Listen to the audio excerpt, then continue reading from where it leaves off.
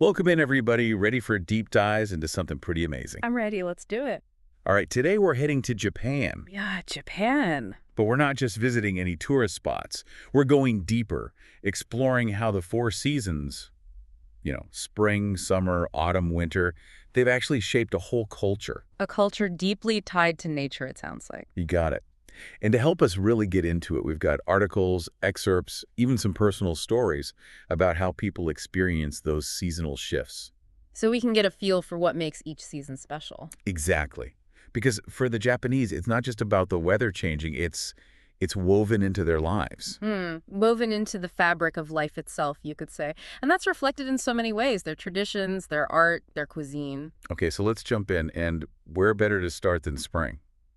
I mean, when you think spring in Japan, what comes to mind? Those iconic cherry blossoms. Right. It's like the image of spring in Japan. But it's more than just a pretty picture, though. Those cherry blossoms, the sakura, they call them, they're deeply symbolic. Symbolic? How so? Well, those delicate blossoms, they appear, they reach this peak beauty, and then poof, gone, all within a week or two. Oh, wow. Yeah, so like nature's way of showing us how fleeting beauty can be, I guess. Exactly, the ephemeral nature of beauty and of life itself. And instead of just, being sad about that, they've turned it into this cultural celebration, hanami. Hanami, like a spring festival or something. It's the tradition of gathering with friends and family right under those cherry blossom trees, food, drinks, music, enjoying that beauty in the moment. That does sound magical. Yeah. Our sources mention that these Hanami picnics go back centuries. Centuries! That's how you know this appreciation for nature is deep-rooted. And it's not just the blossoms, right?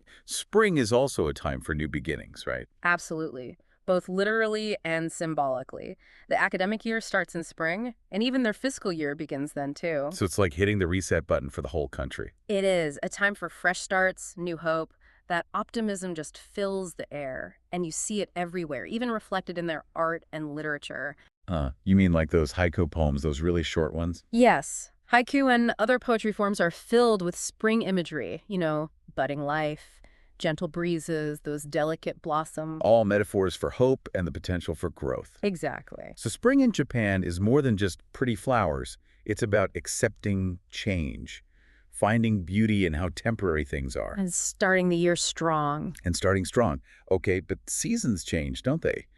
What happens when that summer heat rolls in? Well, in Japan, summer brings a totally different kind of energy. Think vibrancy, passion. Oh, total mood shift. You could say that. It's about celebrating summer's abundance and really living it to the fullest. And our sources, they describe summer in Japan as being full of festivals, fireworks, and everyone enjoying the outdoors. It's all about making the most of the long days and sunshine, lively street festivals, fireworks lighting up the night, activities that connect people with nature. I've seen pictures of those summer festivals. They look so lively. Are there any that are especially unique? Oh, there are many.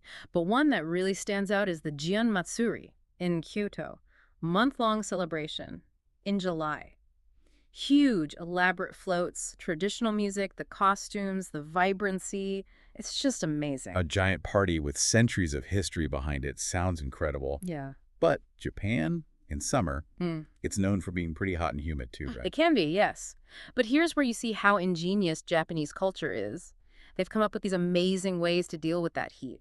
Practical ways, but also beautiful and artistic. Okay, I'm picturing those paper fans they have, the uchiwa. Yes, like little works of art themselves. And then there's the furin, the wind chimes, that gentle clinking. It creates such a cooling feeling, even on the hottest days. It's so cool how they turn dealing with heat into an art. And let's not forget the yukata. It's the lighter cotton kimono they wear in summer.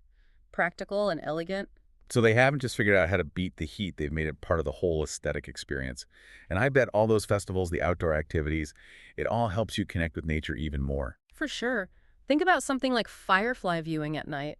It's magical to see all those tiny lights dancing in the dark. Or something as simple as playing in the rivers on a hot day. Exactly. Experiencing nature's energy in a very real way, enjoying all that summer offers. So we've got spring, new beginnings, those cherry blossoms. Then summer, it's all about energy, celebration, and finding ways to enjoy even that intense heat. But eventually, those days get shorter. The leaves start to change. What's waiting for us in autumn? Autumn in Japan. That's a story for another time. Autumn in Japan, it's a season of transformation, you know. It's transformation. Yeah, it's about seeing the beauty in change, how things shift from all that summer energy to a quieter, more contemplative mood as winter comes closer. I've always loved the colors of autumn, the leaves changing. It's just stunning. Oh, absolutely. And you know, the Japanese even have a special word for those vibrant colors. Koyo. Koyo. Yeah, koyo. It's a huge part of autumn there. People go to parks, mountains, just to see those reds, oranges, yellows painting the landscape. It's like nature showing off its artistic side, right? It is. And it reminds us how time moves in cycles. Thinking about those temples in the hills, surrounded by all those colorful leaves. Breathtaking, isn't it? It's a sight that inspires everyone, from artists to poets to just everyday people going about their day. There's this sense of peace, reflection, as nature gets ready for winter. And speaking of getting ready for winter, that's when the harvest comes in, right? Absolutely. Autumn is all about savoring the fruits of the earth, real gratitude for the abundance of food we have. It's not just looking at pretty leaves, it's acknowledging how nature provides for us, all the work that goes into it. Exactly. And that appreciation, you see it in their cuisine, too. Autumn is the time for matsutake mushrooms, with that amazing earthy aroma, or sanma, the Pacific sori, a fish with a real autumnal flavor. I'm noticing food keeps coming up. Seems like a big part of how the Japanese mark those seasonal changes. It is. Food isn't just fuel there. It's how they connect to nature's rhythms, celebrate the flavors each season brings. There's something really poetic about that. But autumn isn't all vibrant colors and tasty food, is it? Our sources mention this concept, mono no aware, tied to autumn. What's that about? Mono no aware. It's a bit complex, but essentially it's about recognizing that nothing lasts forever and finding beauty in that, even if it's bittersweet. Knowing that beauty can be fleeting, change is inevitable. Like seeing those leaves fall, knowing they'll nourish the earth, and eventually new life will come. Precisely. Mono no aware is about accepting the natural cycle, life and death, growth and decay, finding meaning and beauty even when things are impermanent. That's a really profound way of looking at things. Maybe it's part of what makes Japanese culture so resilient. You might be right. When you're constantly aware that things don't last, maybe you handle change and loss better when it comes. Like nature's teaching you to adapt, find strength when things get tough. Exactly.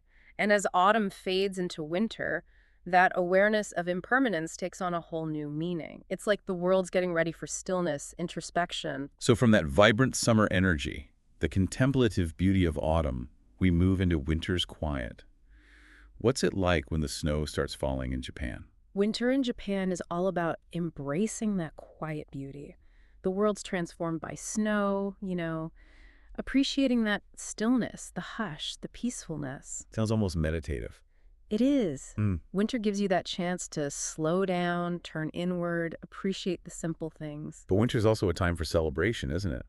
I'm thinking of New Year's. It seems like a big deal in Japan. It is a big deal, and you're right. Even though nature's quiet, winter's a time for community, connection, New Year's especially. Families gather, they share traditional foods like osechi, reflect on the year that's passed, and look ahead to the new one. I love that. So even when it's cold and dark, there's this warmth, this closeness with loved ones. Exactly. Yeah. And you see that in other winter traditions too, like the Seven Herbs Festival or Nanakusa no Seki. What's that one all about? Well, it's on January 7th. People eat a special rice porridge with 7 spring herbs in it. It's like cleansing the body after all the New Year's feasts, wishing for good health for the year ahead. It's amazing how those traditions mix practical stuff, symbolism, and that deep connection with nature. Even a simple bowl of porridge has meaning. And let's not forget those cozy winter moments. Imagine being huddled around a kotatsu, that low table with a heater under it, with your family, sipping hot tea, telling stories, or just watching the snow fall outside, that soft light coming through the shoji screens. Sounds so peaceful, so cozy. Like winter's giving you permission to slow down, enjoy the quiet, reconnect with yourself and the people you care about. Exactly. Winter in Japan is about finding warmth, even when it's cold, embracing the stillness, enjoying those simple joys. Through all 4 seasons, it's clear how deeply connected the Japanese are to nature. They celebrate each season's beauty, live by its rhythms, but how do they keep that going in a modern world? Cities, technology, all that. It is a challenge, with how modern life is these days. You'd think all that hustle and bustle would make it tough to stay connected to nature. It definitely can. But here's the thing. The Japanese, they seem to have found ways to weave that reverence for nature into their modern lives. They haven't just lost that connection. No, they've adapted. So what does that actually look like? How's it work? Well, look at their cities. Even Tokyo, it's huge, dense, but you'll find these green spaces tucked in everywhere. Like little pockets of nature. Yeah, little parks, rooftop gardens, even the temples and shrines, they have these beautiful grounds. It's like finding oases of peace in the middle of all that concrete. It's intentional then, making space for nature in the city itself. Yeah. I read about those vertical gardens, the ones they're building on walls in Tokyo. Those are amazing, aren't they? A perfect example of how they're using design to bring nature into the urban environment. It's not just pretty either. They help with air quality too, right? Exactly. Yeah. And they create this sense of calm. It's like they're turning the city into a garden itself. I love that idea. But it's not just about physical spaces, is it?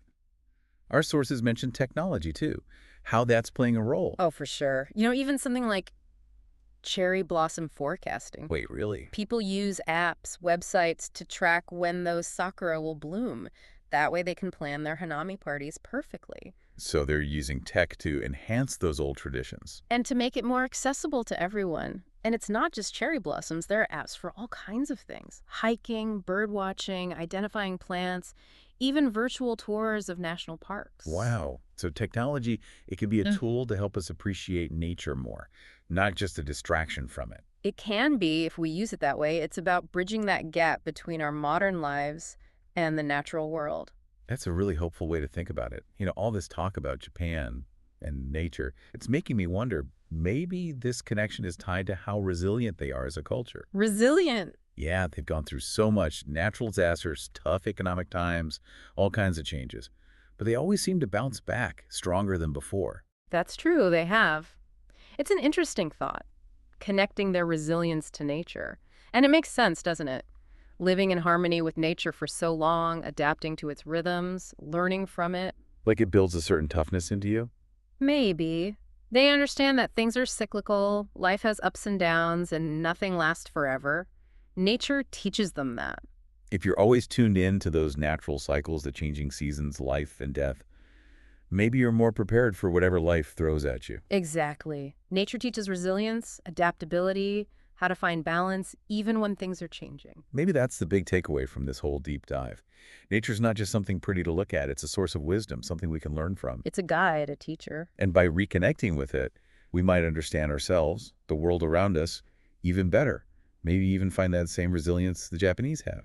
Beautifully put. And you don't have to travel to Japan to experience all this. It's all around us. Right here, in our own backyards, parks, those trees lining the streets.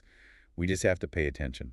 Even the small things, you know, a ladybug on a leaf, sunlight through the trees, the sounds of birds.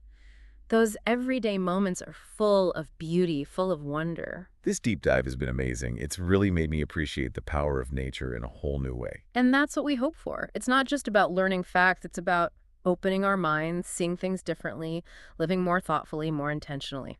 So as we wrap up our journey through Japan's 4 seasons, let's take those lessons with us. Embrace change, find comfort in nature's rhythms, and yeah, build that resilience. And remember, the beauty, the wisdom, it's all there waiting for us to discover it. Thanks for joining us today, and keep exploring. Thanks for listening, everyone.